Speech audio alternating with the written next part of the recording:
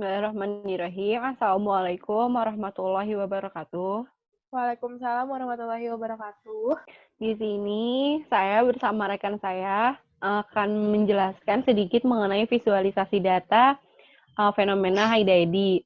Sebelumnya izinkan kami memperkenalkan diri terlebih dahulu.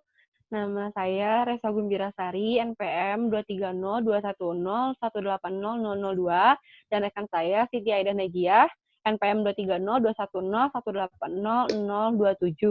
Kami dari mahasiswa Ilmu Kelautan, Fakultas Perikanan dan Ilmu Kelautan, Universitas Pajajaran, Angkatan 2018. Oke, langsung aja. Di sini ada outline yang bakal kita bahas, yaitu dari latar belakang, kemudian data dan metode, lalu visualisasi data sea surface temperature atau SST, juga yang terakhir visualisasi data angin atau wind. Selanjutnya yaitu latar belakang dari kenapa kita memilih HIDA edisi ini. Nah, jadi itu beberapa peneliti mengemukakan bahwa telah terjadi fenomena edis di HIDA Gawai, British Columbia, Kanada pada tahun 1998. Sebenarnya kejadian itu terjadi 2 tahun, yaitu pada tahun 1997 sampai dengan pada tahun 1998. Untuk pengertian edis sendiri, yaitu edis adalah pusaran massa air laut yang utamanya terbentuk di sepanjang batas arus samudra. Edis ini sangat dipengaruhi oleh suhu permukaan laut, SST atau sea surface temperature, dan kecepatan angin atau wind speed. Itu menurut R.J. Small et al. 2008. Fenomena edis ini memberikan beberapa dampak terhadap kehidupan di perairan, seperti distribusi klorofil dan meningkatnya produktivitas primer.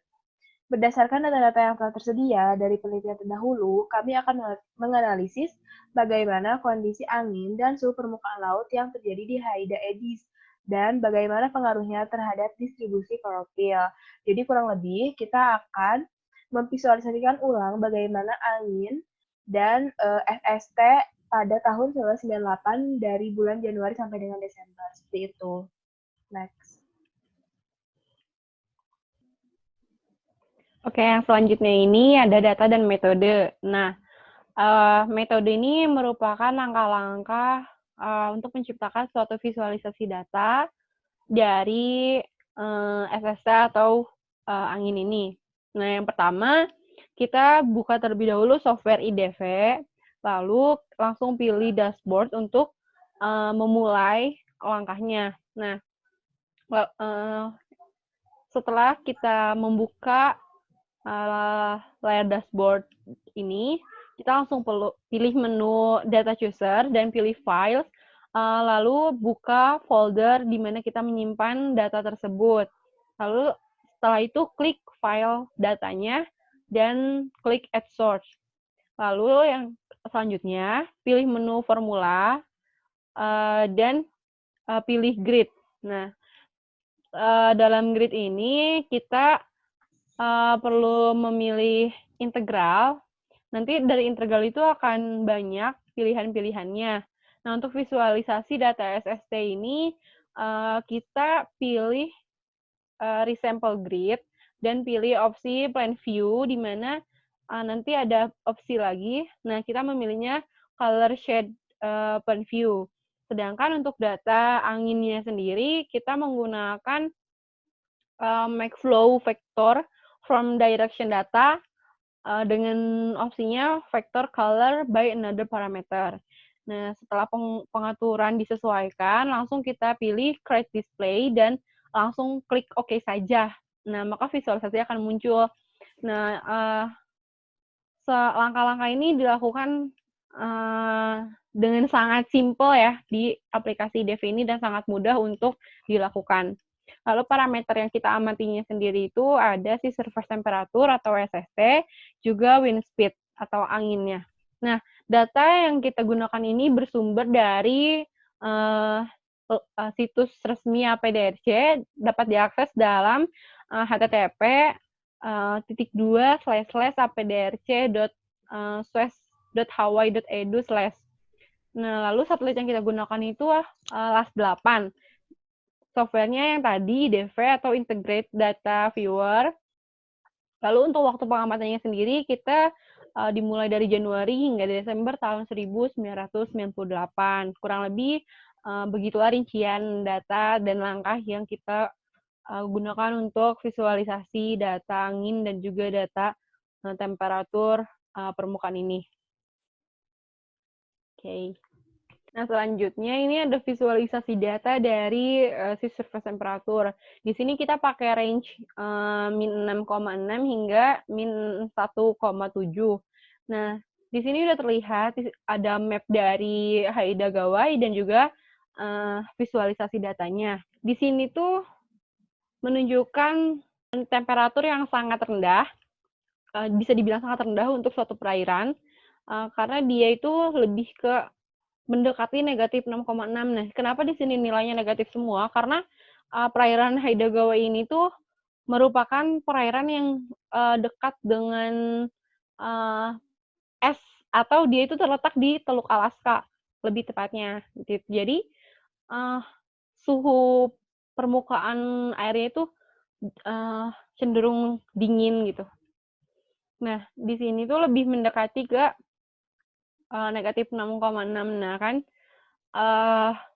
semakin ke utara, maka si nilai temperaturnya ini lebih rendah juga. Nah, di sini tuh ada 2 visualisasi. Yang sebelah kiri ini merupakan visualisasi pada bulan Januari, dan sebelah kanannya sendiri itu merupakan visualisasi data dari bulan Februari. Nah, jika dilihat pada bulan Januari, perairan di Haida Gawai ini lebih dingin daripada bulan Februari. Nah, seperti itu. Lalu selanjutnya ini ada visualisasi dari bulan Maret pada gambar kiri, dan visualisasi data bulan April pada gambar kanan. Di sini sudah mulai lebih hangat, terlihat lebih hangat, di mana ini mungkin sekitar min 5. Sekitar min 5. Lalu untuk bulan Aprilnya sendiri itu lebih ke dekat Samudra Pasifik. Samudra Pasifik itu lebih panas lagi, lebih hangat lagi perairannya, itu lebih mendekati ke suhu 3 atau sampai 2. Nah, itu kan bisa dilihat dari warnanya itu udah berubah, ada warna hijaunya kan. Itu lebih, emang Samudra Pasifik perairannya lebih hangat gitu kan. Lalu selanjutnya ada di sebelah kirinya itu ada visualisasi data pada bulan Mei, dan di sebelah kanannya itu pada bulan Juni. Nah, di sini sangat bisa dilihat di sini sangat warnanya itu sangat berwarna, warna-warni gitu. Warnanya mulai dari bulan Mei itu dia lebih hangat lagi, lebih hangat lagi. Kenapa terjadi demikian? Karena di sini juga terjadi perubahan iklim, perubahan cuaca, perubahan musim, di mana pada bulan Januari hingga Februari itu masih musim dingin kan, musim dingin. Nah, lalu selanjutnya semakin bergeser semakin panas gitu sih suhunya sendiri gitu. Nah, pada bulan Mei sendiri kita bisa lihat kalau si suhunya itu dia sekitaran 4 derajat hingga 3 atau 2. Nah, tapi tetap saja di perairan Haida Gawai ini cenderung lebih rendah suhunya daripada di Samudra Pasifik. Nah, lalu pada bulan Juni sendiri itu dia di perairan Haida Gawainya itu cenderung lebih ke 2 hingga 1,5. Nah, di sini udah mulai ada warna-warna merah kan, nih dari Samudra Pasifiknya juga, terus di bagian utaranya sih Haida Gawai itu udah mulai ada warna-warna merah, yang berarti dia udah suhunya itu udah optimal dari si range ini, yaitu min 1,7. Itu udah lebih hangat dari pada bulan Januari dan Februari yang sangat dingin gitu kan. Lalu bisa kita lihat di sini itu ada visualisasi pada bulan Juli pada gambar kiri, dan pada gambar kanan itu visualisasi data pada bulan Agustus. Jadi pada bulan Juli ini masih lebih hangat daripada bulan Agustus. Bisa dilihat juga hasil dari visualisasinya. Lebih banyak kalau yang warna hijau kan di visualisasi bulan Juli daripada bulan Agustus yang menandakan bahwa suhu di permukaan air pada bulan Juli ini lebih hangat. Lalu selanjutnya ini ada pada bulan September dan bulan Oktober. Nah, pada bulan Oktober ini mulai kembali dingin perairan karena menuju ke musim dingin lagi. Nah, ini udah mulai dingin lagi kan, udah mulai terlihat birunya lebih tua gitu daripada. Tapi kalau dilihat dari bulan September itu sangat berbeda di antara Samudra Pasifik karena sebelah barat dayanya Haida ini kan Samudra Pasifik ya. Itu hijau, lebih ke hijau. Berarti menandakan perbedaan suhu permukaan di perairan Haida Gawai dan Samudra Pasifik Utara ini tuh sangat berbeda gitu, sangat berbeda karena nah inilah yang bisa menyebabkan edis terjadi gitu di sana. Pada bulan November ini mulai dingin lagi. Nah, pada bulan Desember ini terjadi suatu keunikan yang emang terjadi di Haida Gawai di mana suhu permukaan pada bulan Desember ini relatif berbeda antara Haida Gawai dan juga Pasifik Pasifik Utara ini. Nah, ini bisa terjadi karena masa berakhirnya si Haida Edi ini. Karena kan tadi Haida Edi ini berlangsung pada tahun 1997 hingga 1998. Dimana ini udah mulai akhirnya dari si Edi ini gitu. Jadi terjadi perbedaan suhu yang cukup tinggi antara perairan Samudra Pasifik Utara dan perairan Haida Gawainya sendiri atau di lokalnya Haida Gawainya gitu. Selanjutnya saya akan menjelaskan visualisasi data angin. Nah, untuk data angin sendiri seperti yang dijelaskan sebelumnya bahwa ini tuh diambilnya di Haida Gawai. Nah, untuk tahunnya itu tahun 1998. Untuk warnanya sendiri, kita tuh memilih referensi warna dari wind speed atau kecepatan angin. Nah, jika dilihat dari visualisasi data di atas, itu di situ terdapat dua gambar. Yang pertama itu pada bulan Januari dan yang kedua itu pada bulan Februari. Dan untuk range warna dari varian wind speed ini tuh dari warna biru sampai dengan warna merah. Untuk nominal angkanya yaitu dari minus 6,6 sampai dengan 6,3 itu dalam satuan kilometer per second. Di sini saya akan menjelaskan untuk bulan Januari terlebih dahulu. Untuk bulan Januari bisa dilihat untuk varian warnanya itu ada warna biru tua dan ada warna hijau toska. Nah, untuk warna biru tua ini berada pada range minus 6,6 km per second, sedangkan untuk hijau toska ini kira-kira berada pada range minus 3. Untuk arah anginnya sendiri, bisa dilihat untuk vektor, di situ terdapat vektor. Jika dilihat itu arah anginnya itu masuk tuh dari arah barat laut, lalu dibelokkan langsung ke arah barat daya. Sedangkan arah lainnya lagi masuk dari daerah barat laut menuju utara, lalu dibelokkan ke timur. Jadi tidak langsung ke utara, melainkan dibelokkan lagi ke timur, seperti itu.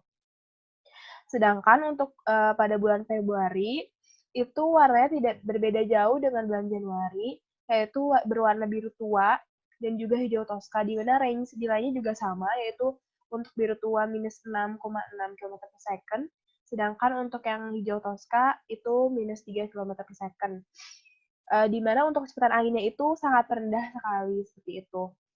Sebenarnya untuk arah angin masuk dan arah angin keluarnya itu sama seperti pada bulan Januari, jadi tidak ada perubahan sama sekali.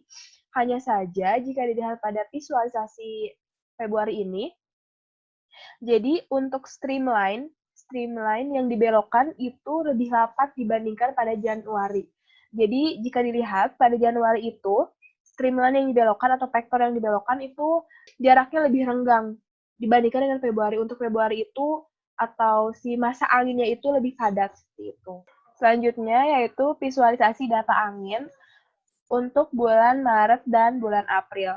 Jika dilihat untuk bulan Maret sendiri, untuk warnanya itu berada pada warna hijau semua, di mana untuk range warna hijau ini bernilai -1 km per second. Jadi untuk Januari Februari ini untuk tahapan nilainya makin ke sini mulai makin naik.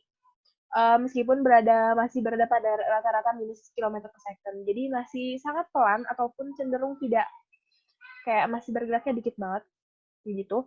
Untuk arah anginnya sendiri itu berbanding terbalik dengan pada bulan Januari. Pada bulan Januari kan tadi dikatakan dari barat laut ke timur kan. Sedangkan untuk Maret ini arahnya itu dari timur ke barat laut. Jadi kebalikan daripada bulan Januari seperti itu. Sedangkan ada lagi arah yang masuk itu dari barat daya ke arah barat laut. Jadi kebalikan dari yang tadi sebenarnya. Jadi kan seperti yang diketahui bahwa Aedes itu berputar kan. Nah, si anginnya ini itu juga dikatakan berputar seperti itu. Jadi angin ini mempengaruhi perputaran Aedes. Nah, untuk yang selanjutnya yaitu pada bulan April.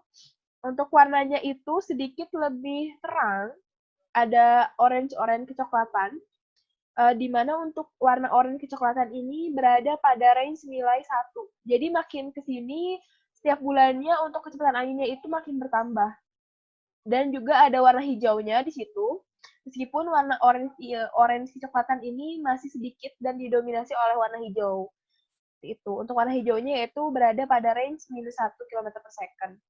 Untuk arah anginnya sendiri bisa dilihat bahwa angin itu masuk dari barat ke utara, dan juga dari barat ke tenggara, seperti itu. Jadi berbeda jauh pada bulan Maret sebelumnya.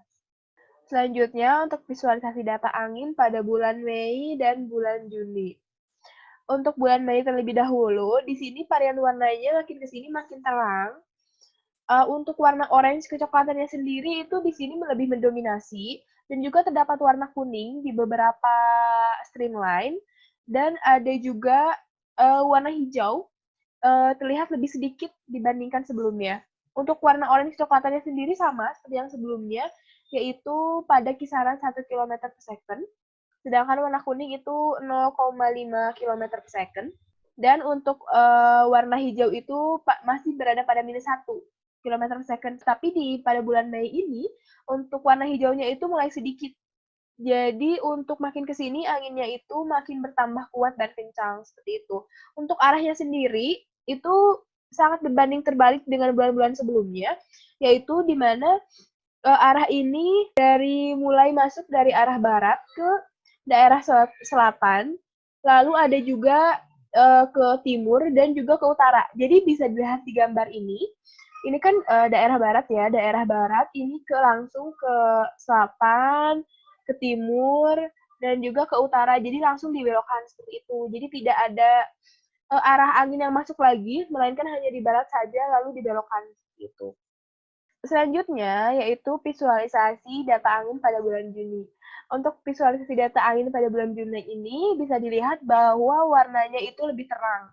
Untuk warnanya itu kira-kira ini warna merah muda, dan juga ada warna kuningnya itu sedikit di tengah-tengah, dan juga ada warna hijaunya itu di ujung, tapi hanya sedikit saja, jadi tidak terlalu terlihat. Untuk warna merah mudanya itu, range-nya itu berada pada kisaran kecepatan 5 km per second. Jadi makin ke sini ini pada bulan Juni ini di mana puncak kecepatan angin ini yaitu berada pada 5 km per second. Yang tadi awalnya hanya berada pada 1 km per second, naik drastis menjadi 5 km per second.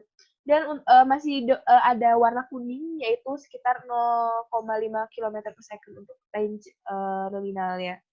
Untuk arah anginnya sendiri, angin ini masuk dari arah utara, lalu ke selatan, dan dibelokkan ke arah barat, seperti itu. Selain itu juga ada dari utara, langsung ke timur laut. Yang sebelumnya itu kan data anginnya itu masuk dari barat. Nah, untuk yang bulan Juni ini, anginnya tuh semakin kencang, tapi angin yang masuknya itu dari visualisasi ini, anginnya itu masuk dari utara. Jadi agak bergeser sedikit dan kecepatan juga bertambah seperti itu. Selanjutnya yaitu visualisasi data angin pada bulan Juli. Untuk bulan Juli ini, untuk kecepatan anginnya itu jika dilihat dari range warna, itu angin yang berwarna kuning itu lebih mendominasi dibandingkan dengan yang warna orange coklatan. Sedangkan pada bulan Juni, yaitu bulan sebelumnya, yang warna merah muda itu sangat mendominasi, yaitu pada kecepatan 5 km per second. Nah, untuk yang bulan Juli ini, kecepatan anginnya kembali melemah. Untuk orange kecoklatan ini berada pada kisaran 1 km per second, dan juga ada warna kuning yang lebih mendominasi, yaitu berada pada kecepatan 0,5 km per second. Dari yang sebelumnya itu bulan Mei yang dari 1 km per second ke bulan Juni menjadi 5 km per second itu sangat naik dengan cepat, dan sekarang juga untuk bulan Juni ke bulan Juli itu juga sama, turun dengan cepat. Jadi untuk puncak kecepatan anginnya itu di Haida-Gwa itu berada pada bulan Juni. Untuk arah anginnya sendiri pada bulan Juli ini bisa dilihat arah anginnya itu dari barat ke utara, dan ada juga arah anginnya itu dari barat ke selatan. Untuk dari barat ke selatan ini juga di streamline-nya itu dibelokkan lagi ke arah timur seperti itu. Selanjutnya untuk visualisasi data angin pada bulan Agustus. Untuk warnanya itu tidak berbeda jauh dengan warna sebelumnya, yaitu pada bulan Juli. Untuk warnanya itu ada warna orange kecoklatan dan juga kuning. Untuk orange kecoklatan seperti yang sudah disebutkan sebelum-sebelumnya, yaitu berada pada kisaran 1 km per second. Dan untuk warna kuning itu 0,5 km per second. Jadi untuk bulan Juli dan Agustus ini tidak ada kecepatan yang mendominasi. Jadi tidak ada kecepatan yang berubah, sama saja. Sedangkan untuk arah anginnya ini tidak terlalu berubah, hampir sama sebenarnya untuk arah anginnya juga, dari barat ke utara dan juga dari barat ke selatan, dan juga ada yang dibelokkan ke timur. Tapi di sini itu untuk belokan ke utaranya itu, sebelumnya kan untuk belokan ke utaranya itu hanya sedikit pada bulan Juli. Nah, sedangkan untuk pada bulan Agustus ini, belokan ke utara itu lebih besar dibandingkan belokan yang ke selatan. Seperti itu. Selanjutnya yaitu visualisasi data angin pada bulan September dan juga pada bulan Oktober. Untuk pada bulan September ini tidak beda jauh dengan bulan-bulan sebelumnya, yaitu berada pada range warna orange kecoklatan dan juga kuning, yaitu untuk orange kecoklatan itu berada pada 1 km per second dan juga kuning untuk 0,5 km per second. Dan untuk arah anginnya juga sama seperti bulan sebelumnya, yaitu seperti bulan Agustus, yaitu dari barat ke utara dan juga barat ke selatan yang dibelokkan lebih banyak ke utara. Seperti itu. Untuk bulan Oktober ini, jika dilihat warnanya itu makin ke sini makin kembali ke awal, seperti pada bulan Januari, yaitu ada warna hijau. Warna hijau dan juga warna kuning di sini ada, tapi warna hijau itu lebih mendominasi. Di mana untuk warna hijau ini pada kisaran minus 1 km per second. Jadi makin bulannya bertambah, itu makin kembali ke awal, berada pada kisaran minus seperti itu. Dan untuk warna kuningnya sendiri ada pada kisaran 0,5 km per second. Untuk arahnya, yaitu dari arah barat daya ke barat laut. Dan juga ada yang dari timur laut ke barat laut. Jadi untuk arahnya pun sama seperti pada bulan-bulan yang awal, Januari, Februari, yaitu dari arah barat daya dan barat laut. Seperti itu. Selanjutnya, visualisasi data angin pada bulan November. Untuk pada bulan November ini, makin ke sini ternyata itu mungkin minus juga, yaitu semakin banyak warna hijau dan kembali ke warna biru, di mana untuk warna biru ini range warnanya itu minus 6,6. Jadi makin ke sini untuk kecepatan anginnya itu makin melambat seperti itu. Dan juga di sini didominasi dengan warna hijau. Untuk warna hijaunya sendiri itu kecepatan anginnya sekitar minus 1 km per second. Untuk arah anginnya ini yaitu berasal dari barat daya ke selatan, lalu ke timur laut, dan juga ke utara, lalu ke barat. Seperti itu. Nah, yang terakhir yaitu visualisasi angin pada bulan Desember. Untuk pada bulan Desember ini warnanya sangat beragam sekali jika dilihat. Ada warna biru sedikit, ada warna merah muda, ada warna kuningnya sedikit, dan juga ada warna hijaunya juga. Dan di mana di sini merah muda itu mendominasi dibandingkan dengan warna-warna lainnya, seperti itu. Untuk arah anginnya sendiri, yaitu ada dari barat dan juga dari timur. Nah, untuk barat ini, angin masuk dari barat lalu dibelokkan ke barat laut. Sedangkan ada lagi angin yang masuk dari barat dan juga langsung dibelokkan ke barat daya. Jadi hanya sebentar saja.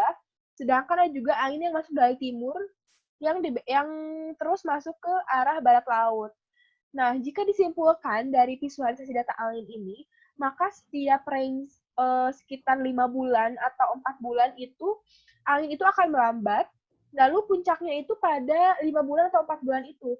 Lalu setelah puncaknya pada 1 bulan, maka untuk bulan selanjutnya itu akan menurun kembali. Jadi untuk range kecepatan anginnya di Haida Gawai ini, ketika sedang terjadi eddies, itu seperti itu. Oke, nah jadi setelah kita uh, setelah kita menganalisis dari visualisasi data sea surface temperature dan juga wind, itu dapat kita simpulkan bahwa sangat beragam ya pada setiap bulannya, itu sangat berubah-ubah dan sangat dinamis.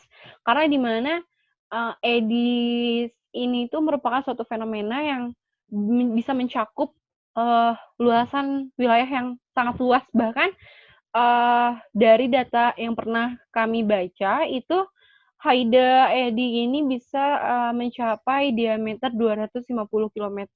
Nilai SST lebih tinggi di perairan Samudra Pasifik daripada di perairan lokal Haida Gawanya sendiri.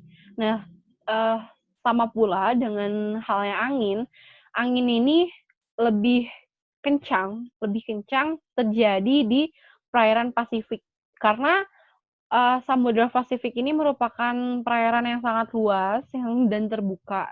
Berbeda dengan perairan dari Haida Gawanya itu sendiri. Dapat disimpulkan juga bahwa kedua parameter ini memiliki kesamaan, yaitu mereka memiliki puncak nilai tertingginya itu di pertengahan tahun 1998 atau sekitar bulan Mei. Nah, lalu pada bulan Desember akan lebih tinggi nilainya di Pasifik Barat atau range yang ditunjukkannya itu dia nilainya lebih tinggi dibanding dari bulan November ataupun Oktober yang memang kembali lebih mendekati pada bulan Januari dan juga Februari. Nah, hal ini tuh dapat diakibatkan karena memang Haida Gawai ini berakhir pada akhir tahun 1998 ini. Haida Edi ini tuh juga menyebabkan distribusi klorofil dan produktivitas primer ini tuh juga berbeda dari sebelum-sebelumnya. Produktivitas primer atau para plankton seperti fitoplankton ini tuh mereka lebih memproduksi lebih banyak, bisa hingga 3 kali lipat dari biasanya.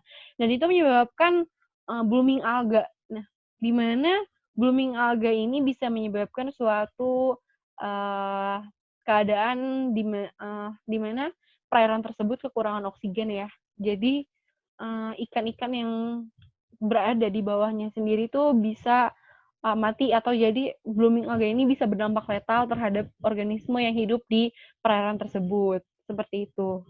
Jadi, sekian presentasi dari saya dan rekan saya. Kurang lebihnya mohon dimaafkan. Maaf juga apabila ada tutur kata yang tidak berkenan dan juga ada yang salah-salah. Terima kasih. Wassalamualaikum warahmatullahi wabarakatuh.